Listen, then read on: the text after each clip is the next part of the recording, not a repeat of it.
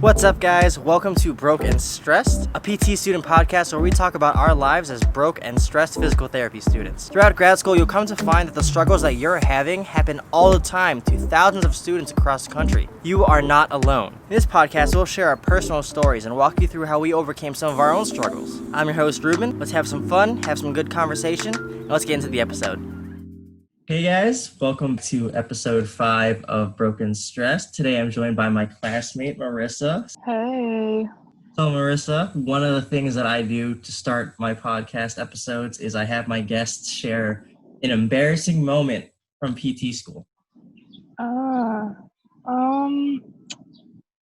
feel like I've had a lot, but I guess one that really sticks out is, I'm very notorious for going up to class presentations with a very monotone voice and no smile on my face, which does. I am happy to go up there. I guess it's just a way to deal with stress. And there was one time, our first year, and Dr. Thorpe called me out, in the beginning of the presentation, and was like, you could smile.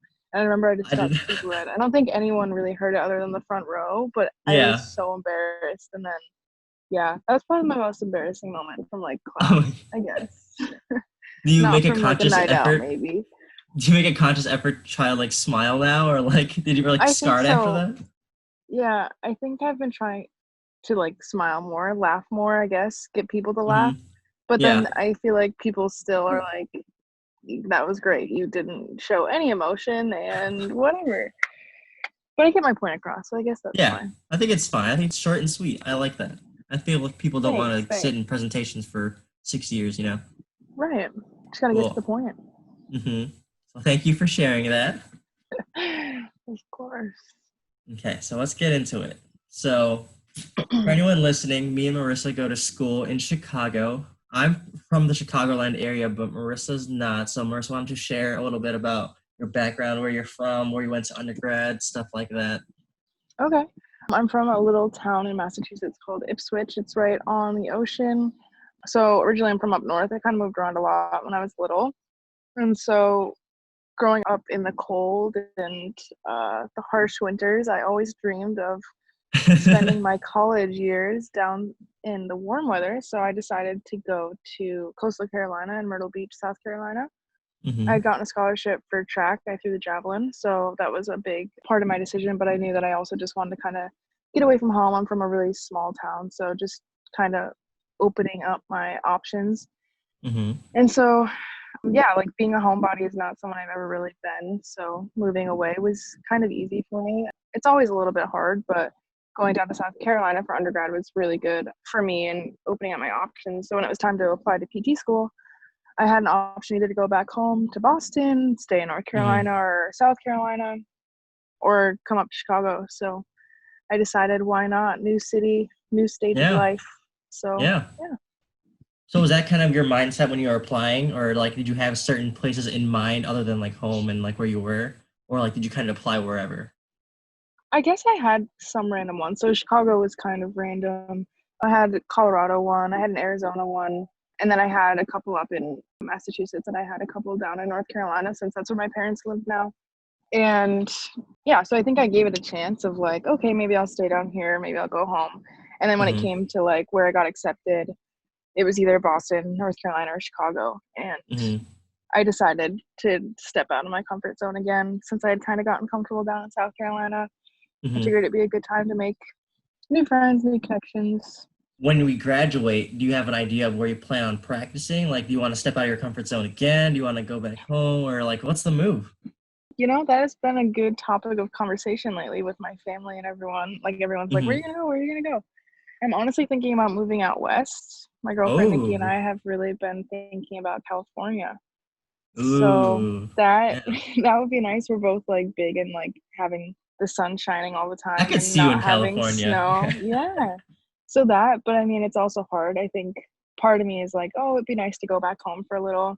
My brother just had a baby, so I have a little niece that's growing up, and part of me is wanting to go home. But I think I'll always be, while I'm still young, go to a new place while I can and before I settle down. How often do you go home to visit the family? When we've been in school, so since we started first year, I've probably only been back like 3 or 4 times. So I don't go home for Thanksgiving because it's just such a short break. So I really just go home for winter break, those 4 weeks that we get. And then my clinical last summer was in Hawaii, and my parents, took advantage of that, and I had to spend time Oh with them, but I yeah, didn't I remember necessarily go that. home. Hmm. Yeah, so really I've only been home a handful of times. Pretty much just winter break and then sometimes that week in the summer if I have Yeah, time. man, you've been around a lot. It's cool. I know. I kind of like that because like you get different experiences in different places. Like me, I never really traveled when I was younger, so I'm kind of envious of that. So I Hmm. think that's why maybe when I'm done, I wanna go out and explore places a little bit. Where are you That's why thinking? I'm thinking California, thinking maybe Texas. Those are the big two for sure. I really Nice. liked Colorado and went to CSM. Yeah, I did too. I kind of like fell in love with it. That's I like another the vibe place there. that's on my Yeah. list. Hmm. For sure. Yeah, so you've always kind of stayed in the Chicago. Did you go to Yeah, UIC for undergrad? I did. Yeah. Nice. So that's the thing. I know I'm a creature of habit, and I kind of want to Right. step out of that. So I want to do something kind of uncomfortable. That's why for CE4 I was applying to Italy, Right. and I wanted to just be like, yeah, YOLO. I'm just gonna go somewhere and live my Hmm. life. It'd be a good experience. But obviously, COVID happened, so I don't know what the Right. likelihood of me actually going now is. But Yeah. No, I think that's a good thing to do. I think people get really comfortable and it's like scary to think about going somewhere where you know no one and like how do you make yeah. friends and especially when you're like 25 or however Hmm. old and you're getting into a profession, but I think it's always possible, especially for us like we're big gym people. So going to a gym and meeting new people, I feel like it's always Oh possible. yeah, definitely. Even in your profession, you're going to find colleagues that you click with Hmm. and Yeah. yeah. So how was that whole move here, like getting yourself established in Chicago? Well, I was like really nervous about like finding housing with like either a complete stranger or like I wasn't sure like if anyone in the program was coming from different states since I know that UIC is notoriously like an in-state kind of. I don't know what the percentage is. I think it's like 80% of us are in-state though, or Yeah. from Illinois. Hmm.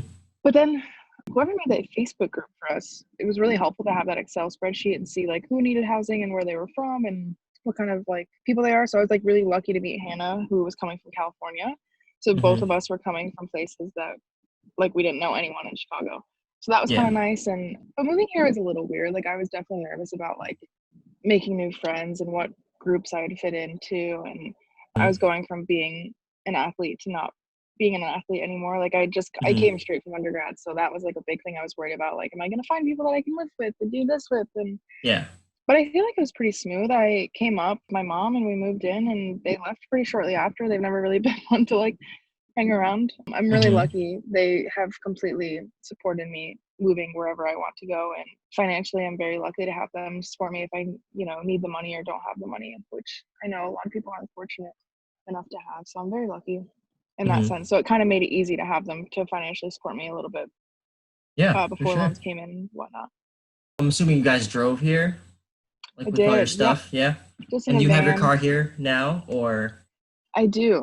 Yeah. So the first year I didn't have a car yeah? because living right in Little Italy, there's not a whole need for one, I guess, Hmm. especially just going to school all the time. We were in class like all the time, I felt like. So I Yeah. wasn't really going anywhere. And then I just decided that it was going to be kind of nice to have my car. I was starting to see my girlfriend now who lived like 25, 30 minutes away. Did you do like your research with like how far you lived from school and stuff, and that's why you made the decision to like not keep it here first year? Right. Yeah. I knew that I was only like zero point 0.5 into A, it's like zero point 0.8 miles for me. So it was like a Yeah. 10-15 minute walk. So I had done the research before moving here and figured it wasn't Hmm. worth it. Also, like getting a city sticker for our zone was like $250 a year. So it was just like, I'm going to save some money. There's not really necessary right now. Maybe like not having a car would be good to like meet people in my area. Yeah, A lot of people for are probably sure. going to live near campus. So yeah. Hmm. And Hannah had a car, my roommate. So it kind of made it easy if we did want to go somewhere, or her parents lived in South Bend, Indiana. So sometimes we'd get away for the weekend and go there. So it was nice that she had a car and we had talked about that. So it wasn't really necessary for both of us to have our cars at that time. Yeah, that makes sense.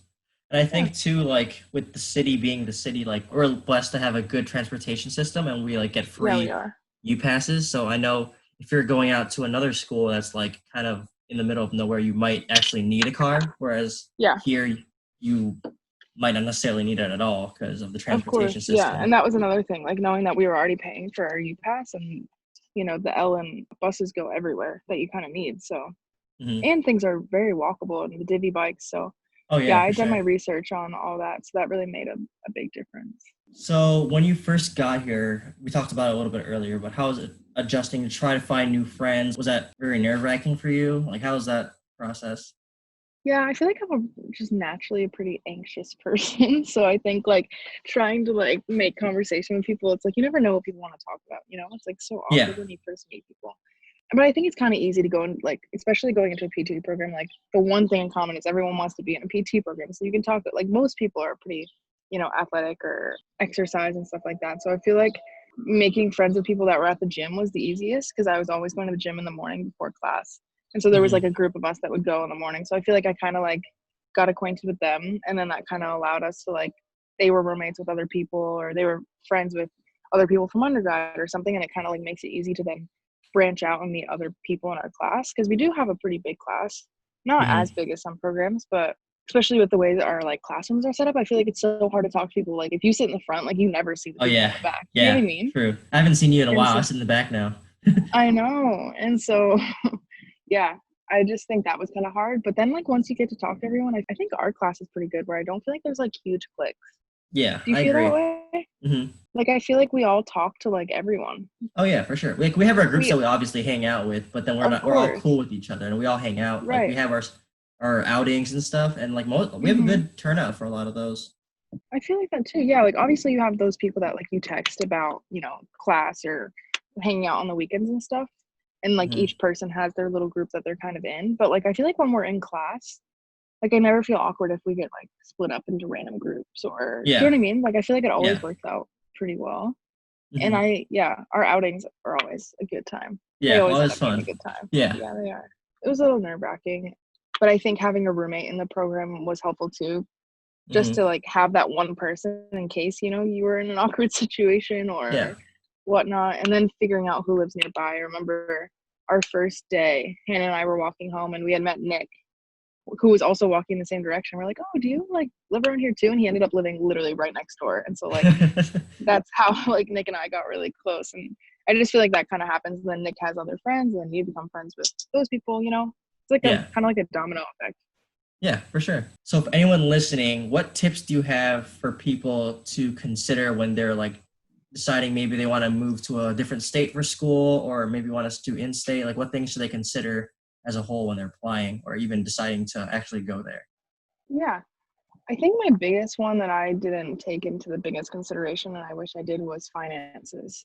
So like really Hmm. making an Excel spreadsheet of like, okay, what is it going to cost me if I go to this school that may be out of state, and what's going to cost me if I go in state, and really thinking about like, is the extra 100 grand worth going out of state? Like that's kind of where I'm Hmm. at right now when I think about it. Obviously, I don't regret it at all. I loved meeting everyone, especially Ruben. Aw. Um, and like I really don't regret it at all. But that is something that I think is a big tip of like, it doesn't matter where you get your DPT from. Like, I think everyone gets so honed in on like the title of the school and like where the ranking is and all that kind of stuff. And I think my head kind of got into that a little too much. So a Hmm. big tip would be like, look at how many loans you're going to have to take out, what finances do you already have, what's going to be available to you for like maybe grants or like Yeah. graduate assistantships and stuff like that. And then Hmm. also just thinking like, are you someone who can go out and make new friends? Like, are you someone that's a complete homebody and you're going to struggle like going out and, meeting new Hmm. people in a brand new city across the country? Or do you have that personality that can do a little bit of both? Yeah, that's fair. Yeah, because Yeah. it's kind of hard because I know there's some people that kind of struggle with that. But Right. luckily, we've had our classmates were pretty involved when we invite people. It's not like we're super inclusive. No, yeah, I think so too. I think you guys for sure made it easy. But I also Hmm. think that another thing to do is look at the area that you're going to be in because if we're lucky with Chicago, that, like we said, transportation, there's a bunch of Yeah. stuff to do. You don't really need a car, but maybe looking into that, seeing what they have for transportation around you, grocery Hmm. stores, just looking at all that kind of stuff. And like, yeah, what you said about finance is so true. Because like, I was working at a clinic, and there was two PTs I worked with. They both went to New York.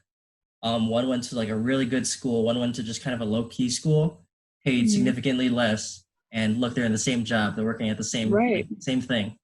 Exactly. Like it really does not matter. You're going to be making the same amount as people that graduate from maybe a higher up or a lower end school. So it really doesn't matter. Just save your money in any way possible, honestly. Exactly. Yeah, we'll get all the same education, and really, what matters the most is how you become as a clinician. Like you can have the education, Exactly. but how you interact with your patients, you can learn so much more, like with just experience. Not even Yeah. just not that saying that like our coursework isn't valuable, because it is for sure.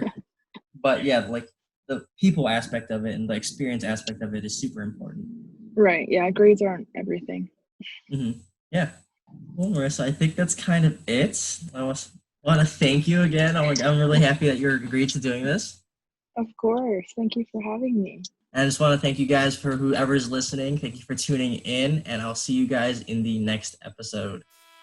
Thanks, guys, for tuning in to today's episode of Broke and Stressed. If you enjoyed the podcast, make sure to smash that follow or subscribe button to get notified whenever new episodes are released. If you want to connect with me on social media, you can find me on YouTube or Instagram. Thanks again, guys, for tuning in, and I'll see you next time.